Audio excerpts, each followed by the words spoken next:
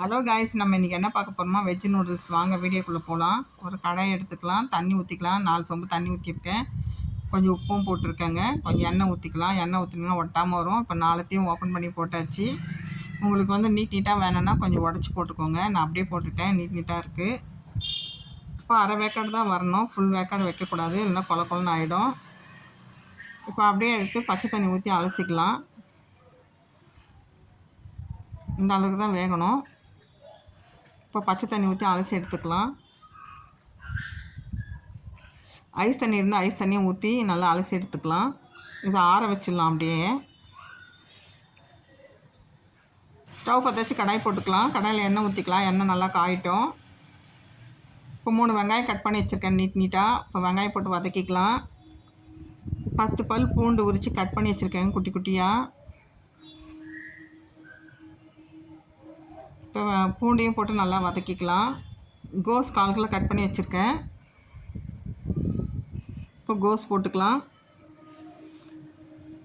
Carrot 150 எடுத்து cut பண்ணி வச்சுருக்கேன் நீட்டாக. அதையும் போட்டு நல்லா வதக்கிக்கலாம்.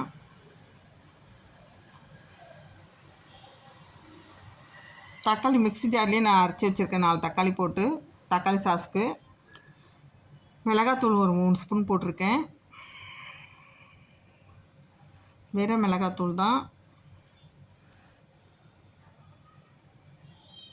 இப்போ நல்லா வதக்கி விடலாம். இப்போ சோயா சாஸ் கொஞ்சம் ஊற்றிக்கிறேன், 1 ஸ்பூன். தக்காளி சாஸும் கொஞ்சம் போட்டிருக்கேன். இப்போ நல்லா வதக்கி எடுத்துக்கலாம். சிம்மிலே வச்சுருங்க. தேவையான சால்ட்டு போட்டுக்கலாம். சால்ட்டு போட்டாச்சு, நல்லா வதக்கி விடலாம்.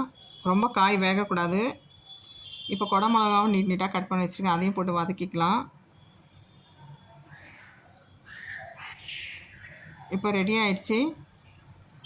இப்போ நூடுல்ஸ் பாருங்கள், இந்த மாதிரி உதிரி உதிரியாக இருக்கணும். அதை பாருங்கள், எல்லாம் இப்படி பண்ணால் நல்லா உதிரி உதிரியாக வருது பாருங்கள். இந்த மாதிரி இருக்கணும். இப்போ அதை எடுத்து நம்ம மசாலாவில் போட்டுக்கலாம்.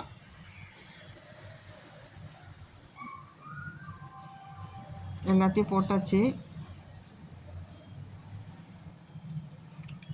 அப்படியே பரட்டி விடுங்க.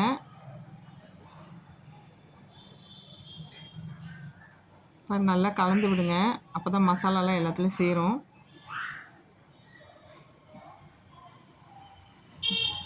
கொஞ்சம் பெப்பர் போட்டுக்கலாம், 2 ஸ்பூன். இப்போ நல்லா கலரி விடுங்க. அப்போ தான் எல்லா இடத்துலையும் போடும்.